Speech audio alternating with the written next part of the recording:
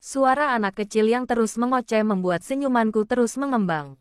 Akhirnya Lala kembali juga. Setelah 3 hari mengungsi di rumah neneknya. Sejak 3 hari pula aku harus menjalani hari dengan penuh kejenuhan. Itu sudah jelas. Lala sudah sejak bayi kurawat dengan sepenuh hati seperti anak sendiri. Sehingga, saat ia jauh dariku, seketika rasa sepi itu muncul. Bunda, kata nenek. Lala harus memanggil bunda dengan sebutan ibu. Apa perlu? Aku mengerutkan kening berpikir sejenak.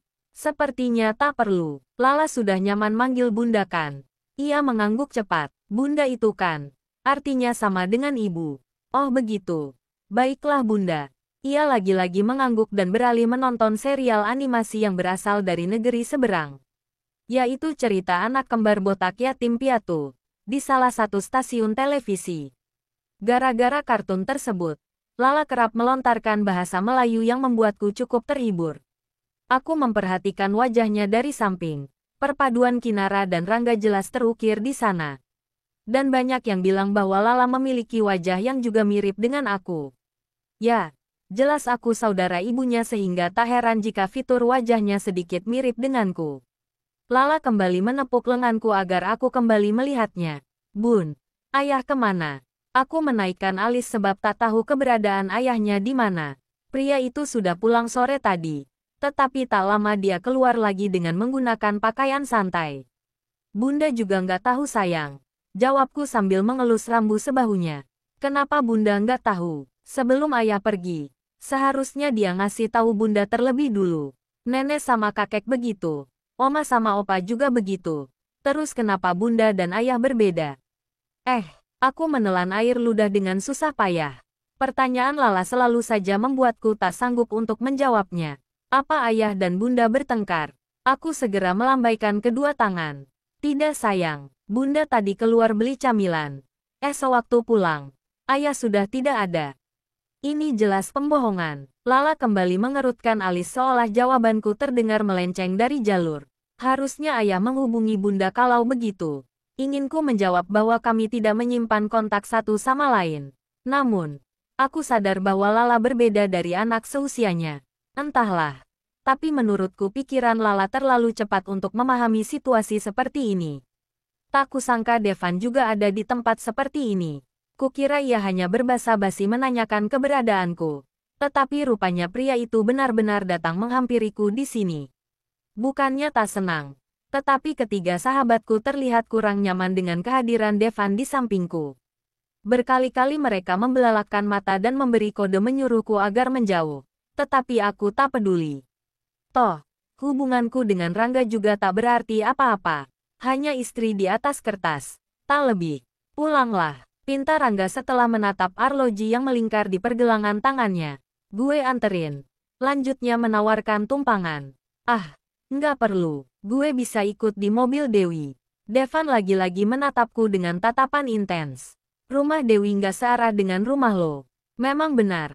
Tetapi aku tak mungkin mengatakan bahwa rumahku bukan lagi yang dulu. Kini aku sudah pindah ke rumah yang berbeda. Ya, memang benar. Gue bisa naik taksi kok Dev. Lagi-lagi aku berusaha menolak. Ngapain lo naik taksi? Padahal rumah kita searah. Aku mengembuskan napas panjang. Kali ini aku benar-benar tak bisa menolak tawaran Devan. Dan aku juga tak bisa mengatakan kondisiku yang sebenarnya. Tak sengaja netraku menangkap sosok Dewi yang menggoyangkan ponselnya dari kejauhan. Seolah menyuruhku untuk mengecek ponsel. Aku merogoh benda pipi itu dari tas selempang yang kugunakan dan membaca pesan mereka yang juga ingin pulang. Segera kubalas dan meminta agar mereka pulang duluan.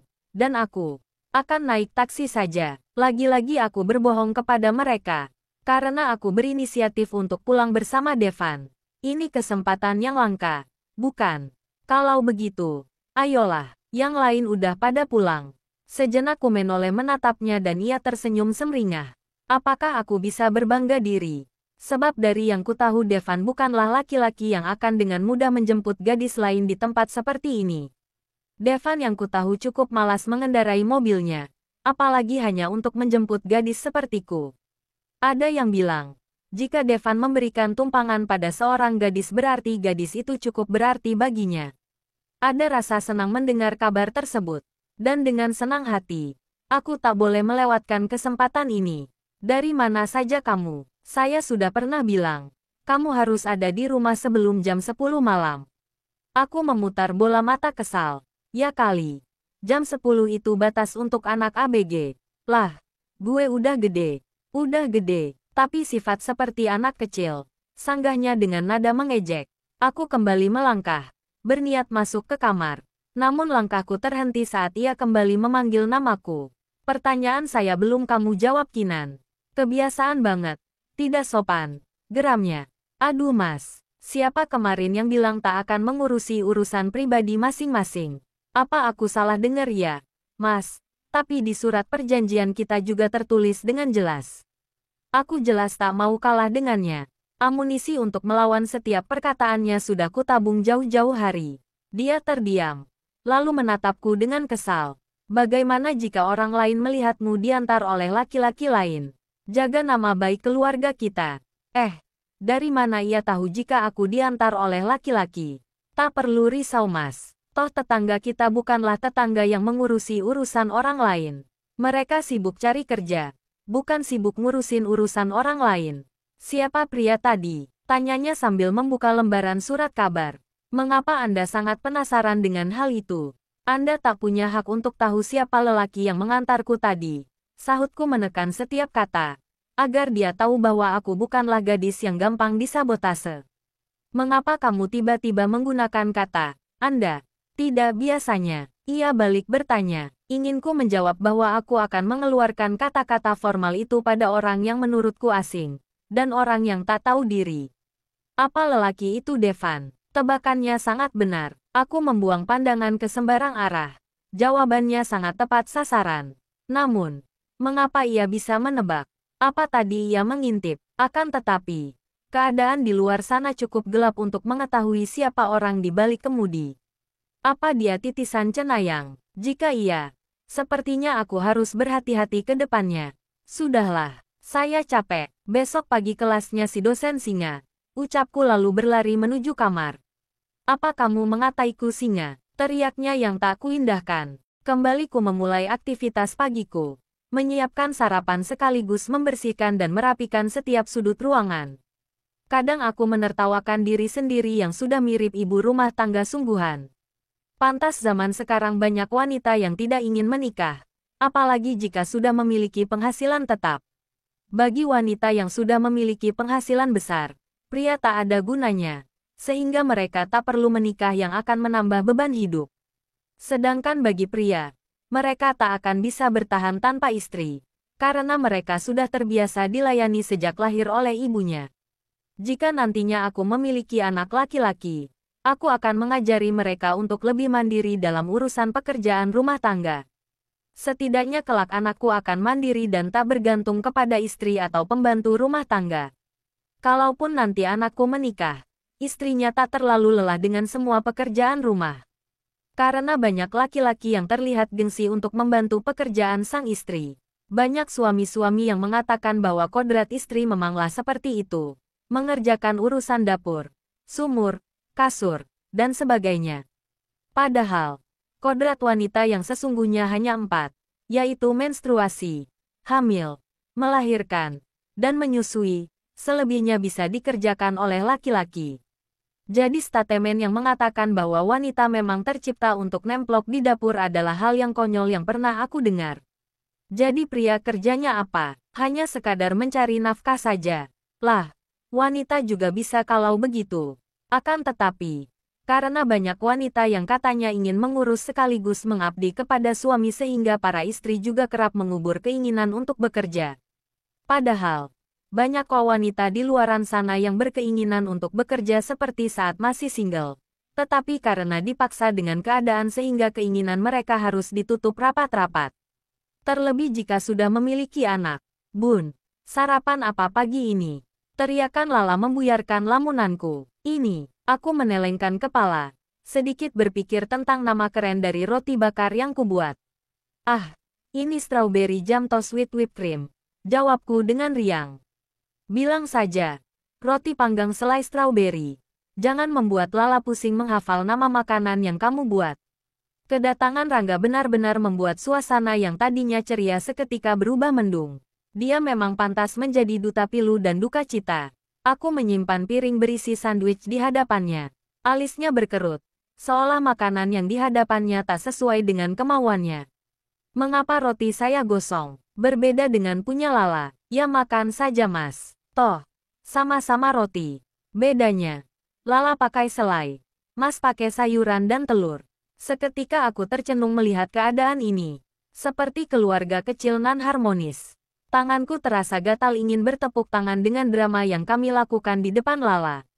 Bunda, semalam pulang jam berapa? Jam 11 sayang. Apa ayah yang menjemput bunda? Bunda pulang sama teman. Lala menatap sang ayah dengan mata yang memicing. Seharusnya ayah yang jemput bunda. Kalau ayah yang jemput, nanti Lala sama siapa dong? Takut ada orang jahat yang masuk ke rumah. Kataku menjawab pertanyaan Lala yang ditujukan untuk ayahnya. Tapi di luar lebih bahaya bun. Ya kan? Ada teman. Teman bunda laki-laki juga seperti ayah. Ada laki-laki ada perempuan. Mataku tak sengaja menangkap angka di jam dinding. Kita harus ke sekolah sayang. Ayo berangkat. Lanjutku saat kulihat roti yang ia pegang sudah habis. Hari ini adalah waktuku untuk mengantar Lala ke sekolah. Kami sudah menjalankan aturan bergilir untuk mengantar dan menjemput gadis kecil itu. Kau naik motor. Ya, aku lebih mudah menggunakan motor ketimbang mobil. Akan tetapi, Lala tak akan nyaman menggunakan motor. Polusi dan udaranya tidak bagus. Kukerutkan alis saat mendengar kalimatnya yang cukup membuatku meradang. Mas, sebelumnya Lala juga sering kok naik motor bersama saya. Jadi tolong jangan mengatakan hal-hal yang tidak penting. Lala suka naik motor. Suka kan sayang? Tanyaku pada Lala. Gadis itu mengangguk. Membuatku menggoyangkan kepala dan menaikkan alis menatap Mas Rangga. Inginku berkata bahwa aku lebih tahu apa yang disukai anaknya. Gadis kecil ini lebih lama tinggal bersamaku dibanding dirinya. Jadi jangan mengetesku dengan kata-kata baik atau buruk untuk gadis kecil itu. Kalau boleh jujur, aku akan mengatakan bahwa aku lebih mengetahui lebih banyak dibanding dirinya. Namun, sepertinya kalimat itu cukup frontal dan akan membuat Rangga kembali mengulitiku dengan tatapan tajamnya. Tidur ya sayang. Ajakku saat melihat gadis kecil itu menguap untuk kesekian kalinya. Lala belum ngantuk bun. Jawabnya sembari menggelengkan kepala. Belum ngantuk. Buktinya Lala udah menguap berkali-kali. Seketika Lala berbaring di pangkuanku. Anak ini terlalu manja. Lala ayo tidur. Bunda pasti capek. Aku mendongak saat mendengar suara bass yang nahasnya sangat sopan masuk ke telinga. Mungkin jika dia bukanlah Rangga aku akan mendeklarasikan bahwa aku jatuh cinta pada suaranya. Namun, karena suara tersebut dimiliki olehnya, sehingga aku akan mengubur pernyataan itu.